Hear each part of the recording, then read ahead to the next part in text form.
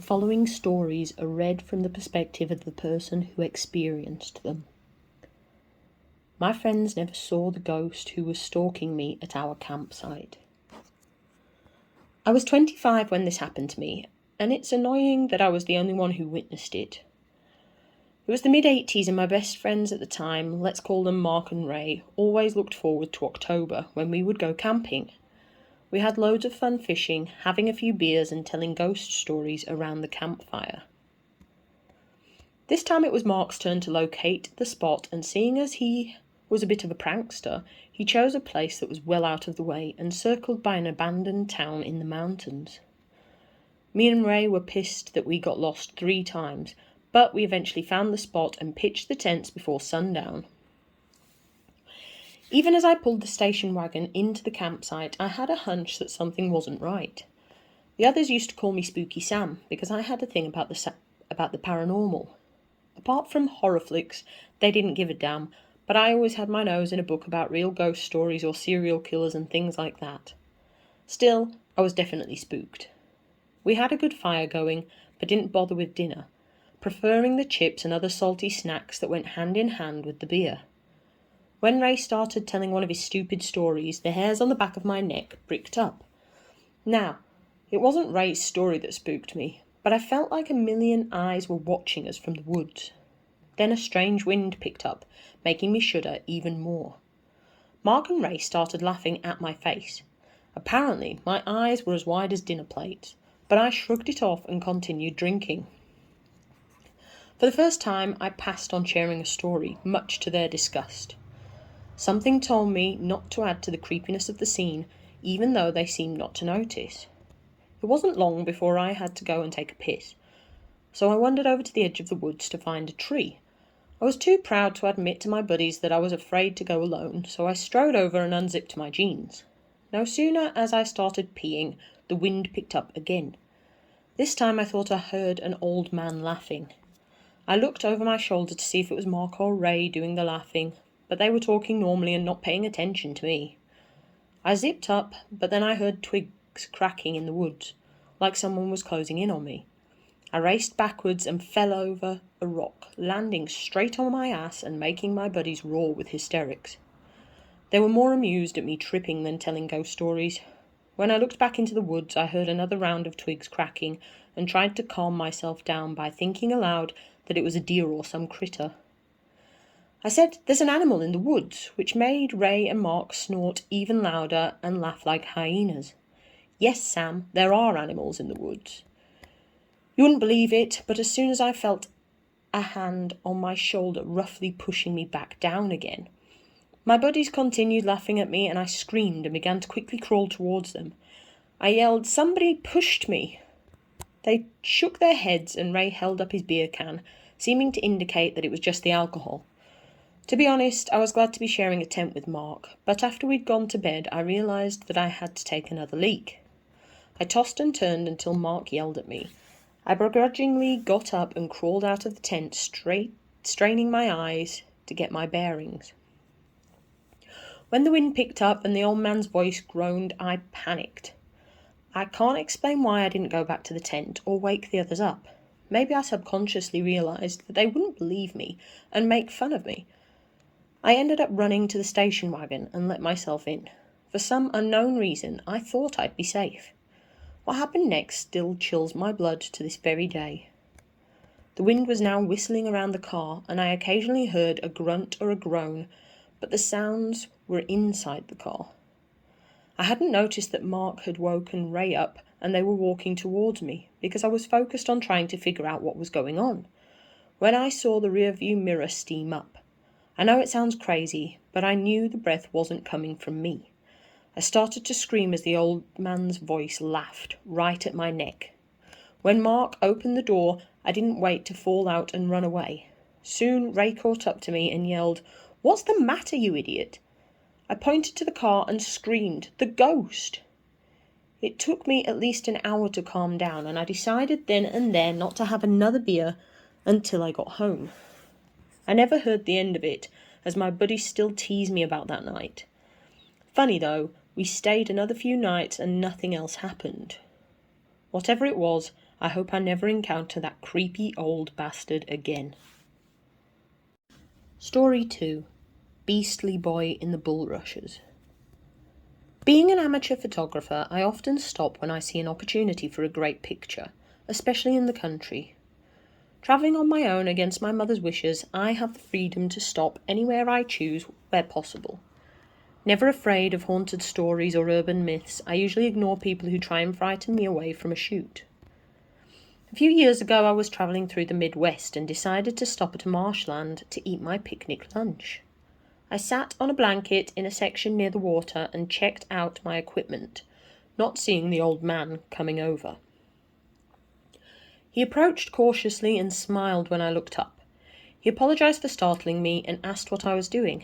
When I told him that I planned to take some photos, he cautioned me against going too deep into the grasslands. He told me that there had been a young serial killer who, 50 years earlier, had slaughtered over 20 people. Although I'm not easily scared, the details around the fact that he'd buried them close by was a little disturbing. I now have a healthy respect for haunted stories. After the old man left, I ignored his warnings, going deeper into the grasslands, enjoying the sun and gentle breeze. I snapped many pictures, and while reviewing them, standing among the tall bulrushes, I saw a strange image. Enlarging one of the photos, I was shocked to see a long hand with bloody fingers poking up from the grass. At that moment, the wind cooled down at least 15 degrees, and a weird sound came rushing from nowhere. It was like a dull roar, building from the ground up. I lowered my camera and saw the dark clouds were swarming. Funnily enough, the sun was still shining in patches, while the dark sky moved like a kaleidoscope of patches. Fear started to grip me as I heard a deep groan coming from underneath my feet and spreading out about 30 feet. I felt a rumble in the earth, and while I paid attention to the ground, I didn't notice the bulrushes shifting about. Then I felt more than just the grasses and bulrushes brushing my skin. I slowly looked up and screamed. At least 10 arms were waving amongst the bulrushes. Some on the hands were scratched, like they'd been digging. Then I saw a skinny man with a bandaged head. He was naked and looked like he'd been stretched. His bandages covered the uppermost part of his head and neck. Walking straight towards me, I saw his mouth murmuring, uttering words and sounds I couldn't understand. Too scared to turn and run, for fear of the hands grabbing me and pulling me down, it seemed like a horror movie. Suddenly a pair of hands grabbed my legs and tried to drag me down. I screamed and resisted, trying to escape. The murmuring man was now reaching his long arms towards me and grabbed at my face. I kicked and screamed. As I wrenched myself around, one of the hands dragged my camera from my neck and I slammed down hard. Now I was on the ground, with many hands reaching out of the soil and ripping at my clothes and hair. I felt the 2 hands belonging to the bandaged man slipping under my arms and hoisting me up. The chanting built to a fever pitch. I pulled away angrily and ran for my life, not stopping until I was back in my car. When I turned around, there was no sign of the beastly man and his army of grasping hands. I drove off in a wild panic, crying and praying for hours. Story 3. The life-ruining forest of lost children still haunts me. In the early years of my career as a paediatric nurse, I thoroughly enjoyed healing and helping young children. As time went by, I became increasingly troubled and dismayed with the sadder cases and occasional deaths. After a particularly sad case, I reached a point where I wondered if I could continue with my career choice. My supervisor told me to take a break before deciding whether or not to resign, seeing as I was already burnt out. I booked a cabin in the woods with my friend Stacy for 2 fun weeks vacation, just the girls. It didn't take long for us to settle in, cooking hot dogs over the open fire and drinking homemade margaritas. On the 3rd morning, I woke up around 4:30 a.m. and decided to take my coffee out to the deck. Watching the sun rising over the mountains helped rejuvenate my spirit, so I ventured into the forest for a walk. I loved the scent of spruce and pine as I walked along the path, stopping occasionally to pick up pebbles and leaves. I froze when I heard giggling coming from the trees. The laughter sounded like several children, and for a moment I wondered if I'd stumbled upon somebody's property. I called out, "Who's there?" but nobody answered. I continued strolling for a while. The woods stayed silent. Soon I began to sense a presence, which became more than one, as the giggling started up along with many footsteps. I spun around and moved off the path, racing through the trees, trying to find out who was following me. The laughter was spirited and obviously coming from children running through the forest, playing hide and seek. For a moment I got caught up in the fun of it, calling out to the children and laughing along with them as I ran. When I broke through to a clearing, I was surprised to find that I was on my own, never once seeing them. I stepped into the meadow, looked up to feel the warm rays of sunshine on my face, until I heard the chuckles. This time the laughter was more menacing, and my hackles rose as I realized that I might have been in danger. I retraced my steps and went back into the forest, doing my best to find my way as the laughter followed me.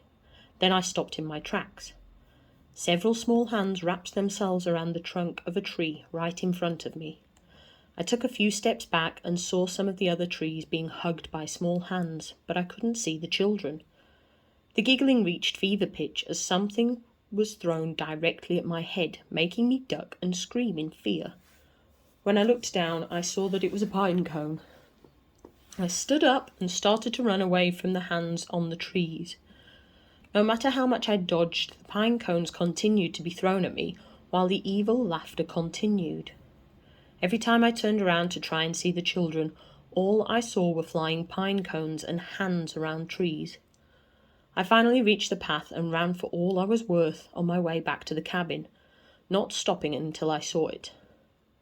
Out of breath and freaked out, I turned around at the edge of the forest and heard many little voices whispering.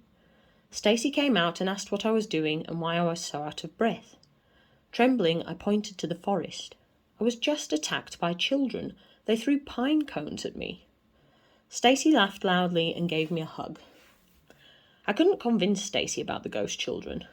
After going over the event with Stacy several times, she continued to tell me that I'd imagined the whole thing. The next day, I managed to talk her into going into the forest with me, so she agreed and brought a picnic lunch. It annoyed me that she wasn't taking me seriously, and I was even more ticked off that the ghosts didn't appear. We spent several hours walking, and after we ate our lunch, we wandered back into the cabin in peace. I started to wonder if I had hallucinated the attack, so I set off and followed the following day and making sure that I had my phone. As I slowly walked down the path, I felt the familiar sensation of being followed and soon heard the giggling. I yelled out, "Show yourselves," and held my phone up to try and capture the voices, then took a few pictures. When I played the audio back, there was no evidence of the laughter, and the pictures only showed the trees. I was shaking, but decided to continue on.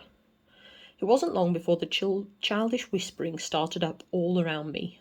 By this stage, my temper was growing thin, and I yelled again and again as I stomped through the forest wildly.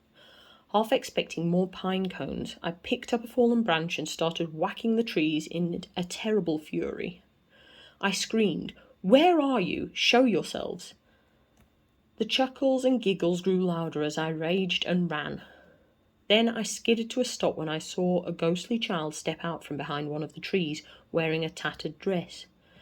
She had the look of a neglected child, and I took pity until she began to laugh and point to the space behind me.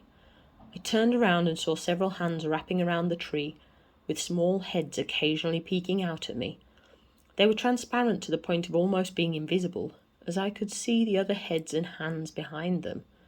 I was shocked to see more children stepping out from behind the trees, laughing and pointing in every direction. They were all under the age of 10 and dressed in rags, seemingly lost and forgotten as they continued taunting me. Screaming again, "What do you want?" I nearly fainted when a small boy with black eyes came over to me. The chill coming off of him froze my flesh, and he reached his hand out, saying, "We need a new mummy." At first my heart sank as I knew that this would be impossible. unless I just happened to die and join the children. With that thought, I was propelled into action and turned around to flee, but the ghost children had other plans. While I ran through the forest, many little footsteps charged after me, and tiny hands grabbed at my arms and legs. Screams of terror and cries replaced the laughter of the children as they followed close behind, matching my speed. Something told me that this was a message about my thoughts of changing my career as much as I loved children. They followed me all the way to the end of the forest, and it took ages to shake off the feeling of their icy hands. I talked Stacy into leaving. I didn't want to give the ghostly children another chance to lay their chilling hands on me and drag me into their haunted world.